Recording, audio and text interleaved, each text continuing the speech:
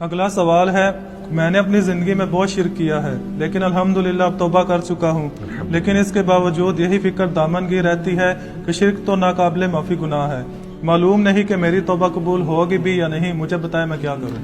آپ سب سے پہلے تو اس طرح کے خیالات سے توبہ کریں جو آپ کر رہے ہیں، ٹھیک ہے۔ اس کی وجہ یہ ہے کہ سورہ التوبہ کی آیت نمبر 70 میں اللہ تعالیٰ نے فرمایا کہ جو شخص توبہ کر لے سچے دل کے ساتھ، اور اس سے پہلے بڑے بڑے گناہوں کا ذکر ہوا ہے، ان میں سے ایک شرک بھی ہے، بلکہ اب یہ کریٹیکل سوال ہے تو میں یہ آیت پڑھ کے بھی بتا دیتا ہوں۔ پارہ نمبر 19 کے اندر جا کے سورہ الفرقان کی آیت نمبر ہے یہ 70۔ اعوذ باللہ من الشیطان الرجیم، بسم اللہ الرحمن الرحیم۔ ہاں جی یہ آ گیا، والذین لا يدعون مع اللہ الہا آخر، یعنی اللہ تعالیٰ اہل ایمان کی نشانی بتا رہا ہے کہ وہ ایسے لوگ ہیں کہ وہ اللہ کے ساتھ کسی اور کو الہ کے طور پر نہیں پکارتے۔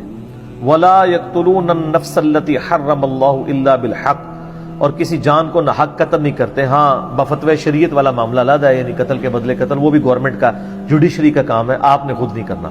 ولا یزنون، نہ زنا کرتے ہیں۔ ومن یفعل ذلک یلقى اثاما، جو کوئی یہ 3 گناہ کرے گا ان قریب ان کا عذاب چکھ لے گا۔ کون سے 3 بڑے گناہ گنوائے گئے ہیں؟ نمبر 1 اللہ کے ساتھ شرک، نمبر 2 قتل ناحق، اور نمبر 3 زنا۔ حتیٰ کہ بخاری مسلم میں ایک حدیث ہے کہ نبی علیہ السلام سے جب بڑے بڑے گناہوں کے بارے میں پوچھا گیا نا تو آپ نے یہی 3 گناہ گنوائے، اور پھر آپ نے کہا قرآن پڑھ کے دیکھو، یعنی نبی علیہ السلام بھی اپنی بات کی دلیل میں قرآن پیش کرتے تھے، ماشاء اللہ تعالی۔ والذین لا يدعون مع اللہ الہا آخر ولا يقتلون النفس التي حرم اللہ الا بالحق ولا يزنون ومن يفعل ذلك يلقى اثاما يضاعف له العذاب يوم القیامة ويخلد فيه مہانا، جو یہ 3 گناہ کرے گا اس کے لیے عذاب دگنا کر دیا جائے گا قیامت میں، اور وہ ذلیل و خوار کر کے آگ میں یعنی جھونکا جائے گا۔ الا من تاب، ہاں اگر کوئی ان گناہوں سے توبہ کر لے۔ کون سے؟ نمبر 1 شرک، نمبر 2 قتل ناحق، اور نمبر 3 زنا۔ وآمن وعمل عملا صالحا، اور ایمان لے آئے، یعنی ایمان تو پہلے بھی ہوگا نہیں، صحیح والا ایمان، اور نیک عمل کرے۔ فاولئک یبدل اللہ سیئاتہم حسنات، تو پھر ایسے شخص کے گناہوں کو بھی اللہ تعالیٰ نیکیوں سے بدل دے گا۔ صرف معافی نہیں سر، جتنے بڑے بڑے گناہ تھے اسی لیول کی بڑی بڑی نیکیاں۔ وَكَانَ اللَّهُ غَفُورًا رَحِيمًا، اور اللہ تعالیٰ تو بخشنے والا مہربان ہے۔ وَمَن تَابَ وَعَمِلَ صَالِحًا، جو کوئی توبہ کرے اور نیک اعمال کرے، فَإِنَّهُ يَتُوبُ إِلَى اللَّهِ مَتَابًا، تو اللہ تعالیٰ کہتا ہے کہ میرے ذمہ ہے اس کی توبہ کو قبول کرنا۔ یعنی اللہ تعالیٰ نے اپنے اوپر خود سے واجب کیا، حالانکہ اللہ تعالیٰ کسی چیز کا پابند نہیں ہے، کہ جو میری طرف رجوع لائے گا میں اسے ضرور معاف کروں گا۔ تو اگر کسی شخص کو اس طرح کا وہم آتا ہے نا، اور یہ وہم اس لیے بھی آ رہا ہوتا ہے، بعض اوقات لوگ یعنی اس کا ترجمہ کرتے ہوئے بالکل لفظی ترجمہ کر رہے ہوتے ہیں۔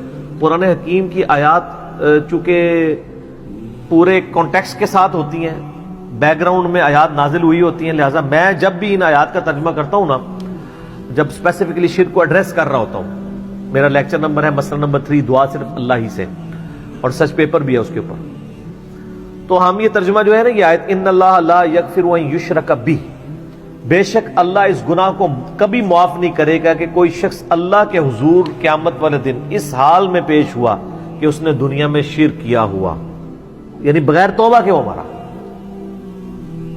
وَيَغْفِرُ مَا دُونَ ذَلِكَ لِمَن يَشَاءُ، اور شرک کے علاوہ ہر گناہ معاف کر دے گا، وہ بھی اوپن لائسنس نہیں، جس کے لیے چاہے گا۔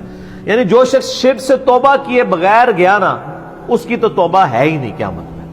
ہاں دنیا میں کر گیا وہ معاملہ علیحدہ ہے، قیامت میں اللہ سے اس حال میں ملا کہ اس نے دنیا میں شرک کیا ہوا اور توبہ نہیں کی ہے، تو اللہ تعالیٰ اس کا گناہ معاف نہیں کرے گا۔ وَمَن يُشْرِكْ بِاللَّهِ فَقَدْ ضَلَّ ضَلَالًا بَعِيدًا، جو کوئی شرک کرتا ہے وہ گمراہی میں دور جا پڑا، وَلِعَوْذُ بِاللَّهِ تعالی۔ دنیا میں تو میرے بھائی جامعہ ترمذی میں حدیث ہے، نبی علیہ السلام نے فرمایا موت کے غرغرے سے پہلے اللہ تعالیٰ توبہ قبول کرے۔ موت کے غرغرے سے مراد ہے نزع کا عالم طاری ہونے سے پہلے، جب کسی کو موت نظر آ گئی نا اب وہ توبہ نہیں کر سکتا، وہ تو قرآن حکیم میں ہے نا، فرعون جب ڈوبنے لگا تھا تو اس نے کیا کہا تھا؟ میں ہارون اور موسیٰ کے رب پر ایمان لاتا ہوں، بنی اسرائیل کے رب پہ. تو اللہ تعالیٰ نے کیا فرمایا تھا؟ الآن، اب لایا ایمان. حالانکہ ایمان تو لے آیا تھا، وہ گرگرا تو وہ لے ہی رہا تھا نا، غوطہ تو کھا رہا تھا نا. تو موت کے گرگرے سے مراد ہے نزع کا عالم طاری ہونے سے پہلے. اور اس میں ایک پوائنٹ کئی دفعہ ہائی لائٹ کر چکا ہوں، یہاں پہ بھی کر دوں. اگر آپ کو کسی شخص کے بارے میں یہ پتا چل جائے نا کہ اس کو لا علاج بیماری لگ چکی ہے اور وہ اب کچھ عرصے میں ایکسپائر ہو جائے گا، جیسے کینسر ہے، یعنی ہم نے یہ لرن کر لیا نا کہ کینسر جب تھرڈ سٹیج کے اوپر پہنچ جاتا ہے تو وہ انسان بچتا نہیں ہے. جس شخص کو کینسر ہوا ہے یا سپوز اس کے گردے فیل ہو گئے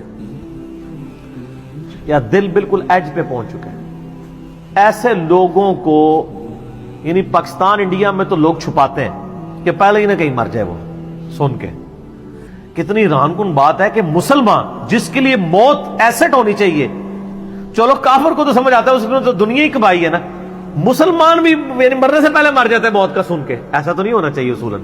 اور یہ ٹانٹ اللہ نے قرآن پاک میں یہودیوں کو دی ہے سورہ جمعہ کے اندر. یہ کہتے ہیں نا اللہ کے بڑے چہیتے ہیں، ان کو کہو کہ تم موت کی تمنا کرو اگر تم سچے ہو. اگر تم اللہ کے چہیتے ہو تو پھر موت تو تمہارے لیے خوشخبری ہونی چاہیے، لائبلٹی نہیں ہونی چاہیے، ایسٹ ہونی چاہیے. اب یہی تان ہمیں بھی آ رہا ہے. مسلمان کی حالت نہیں ہونی چاہیے، اس کو موت کا پتہ چلے تو جناب وقت سے پہلے ہی مرنے کی کوشش کرے. تو لیکن آپ یورپ امریکہ میں اگر کسی کو بیماری ہو نا، اس کو بتا دیا جاتا ہے کہ سر پلان کر لیں 6 مہینے ہیں، اور 6 مہینے بھی ان کے پلان ہیں، وہ 6 سال بھی ہو سکتے ہیں، 6 گھنٹے بھی ہو سکتے ہیں، وہ تو اللہ کی مرضی. وہ ایک ایسٹیمیٹ بتاتے ہیں. یہاں پہ لوگ چھپا لیتے ہیں. اس کا نقصان یہ ہے کہ نہ وہ اپنی لائف کو یعنی کوئی وراثت کے پوائنٹ آف ویو سے مینج کر سکتا ہے، اور سب سے بڑھ کے اسے توبہ کی طرف آپ کو لانا چاہیے. میں تو کہتا ہوں نہیں، کسی کو کینسر ہو گیا ہے، ابھی اس میں موت کا غرغرہ نہیں آیا، کوئی کینسر ہوا ہے نا، پتہ نہیں کب مرنا ہے، ٹھیک ہے نا، نزع کا عالم بھی نہیں ہے، اس کو سب سے پہلے بتائیں کہ بھئی تمہیں لا علاج بیماری ہے، تمہاری ڈیتھ کسی بھی وقت ہو سکتی ہے، اللہ کی طرف رجوع لاؤ. سر اس نے پوری زندگی بھی عیاشی کی تھی نا، وہ اپنی آخرت مینج کر سکتا ہے. وہ تو خیر کر سکتا ہے، ہمیں بھی اپنی آخرت مینج کرنی چاہیے. روزانہ مرنے سے پہلے توبہ کرنی چاہیے. روزانہ ہم مرتے ہیں نا. صحیح بخاری میں حدیث ہے نا، نبی علیہ السلام رات کو سوتے ہوئے کیا دعا مانگتے تھے؟ اللہم باسمک اموت و احیا، میں تیرے نام پر مرتا اور جیتا ہوں، یعنی سوتا اور جاگتا ہوں. کیونکہ صحیح بخاری میں حدیث ہے موت جو ہے وہ نیند کی بہن ہے. اور جب آپ صبح اٹھتے ہیں تو وہ بھی صحیح بخاری میں دعا ہے، الحمدللہ الذی احیانا بعد ما اماتنا والیہ النشور. تمام تعریفیں اس اللہ کے لیے ہیں جس نے مجھے مرنے کے بعد زندہ کیا، یعنی موت کے بعد زندہ کیا، اور میں نے پلٹ کے اس کی طرف جانا ہے. تو رات کو سونے سے پہلے توبہ کریں. اور سب سے بیسٹ توبہ تو وہ بخاری مسلم میں حدیث ہے، جس نے رات میں سورۃ البقرہ کی آخری 2 آیات پڑھ لی، اسے ہر چیز سے کفایت کر جائیں گی. آمن الرسول بما انزل الیہ من ربہ والمؤمنون کل آمن باللہ وملائکتہ وکتبہ ورسلہ لا نفرق بین احد من رسلہ وقالوا سمعنا واطعنا غفرانک ربنا والیک المصیر لا یکلف اللہ نفسا الا وسعہا. آنورڈ. اس میں تجدید ایمان بھی ہے، اللہ پر ایمان، کتابوں پر، فرشتوں پر. اس کے بعد دعائیں ہیں، ربنا لا تؤاخذنا ان نسینا واخطانا. اس کے اندر توبہ شامل ہے. سب سے بیسٹ تجدید ایمان جو ہے سورہ بقرہ کی آخری 2 آیات ہیں. اور یہ ہمارے وظیفے میں ہم نے بلو کارڈ کے اوپر بھی لکھا ہے کہ نبی علیہ السلام نے فرمایا، اور یہ حدیث بخاری مسلم دونوں میں، جو شخص رات کو سونے سے پہلے سورۃ البقرہ کی آخری 2 آیات پڑھ لے، اس میں جو کچھ اللہ سے مانگا ہے وہ اس کو دے دیا جائے گا. یہ بھی الفاظ ہے. تو اس میں کیا کچھ مانگا ہوا ہے؟ تو تجدید ایمان. پھر صحیح بخاری میں حدیث ہے کہ نبی علیہ السلام فرمایا، جو صبح یقین کے ساتھ 1 دفعہ پڑھ لے سید الاستغفار، اور شام سے پہلے اگر مر گیا سیدھا جنت میں جائے گا. اور اگر شام کو پڑھ لیا پورے یقین کے ساتھ، یقین سے مراد ہے کہ باقی توبہ کا اس کا ارادہ ہوا، صبح سے پہلے مر گیا سیدھا جنت میں. اللہم انت ربی لا الہ الا انت خلقتنی وانا عبدک وانا علی عہدک ووعدک ما استطعت اعوذ بک من شر ما صنعت ابوء لک بنعمتک علی وابوء بذنبی فاغفر لی فانہ لا یغفر الذنوب الا انت. یہ سید الاستغفار ہے. تو یہ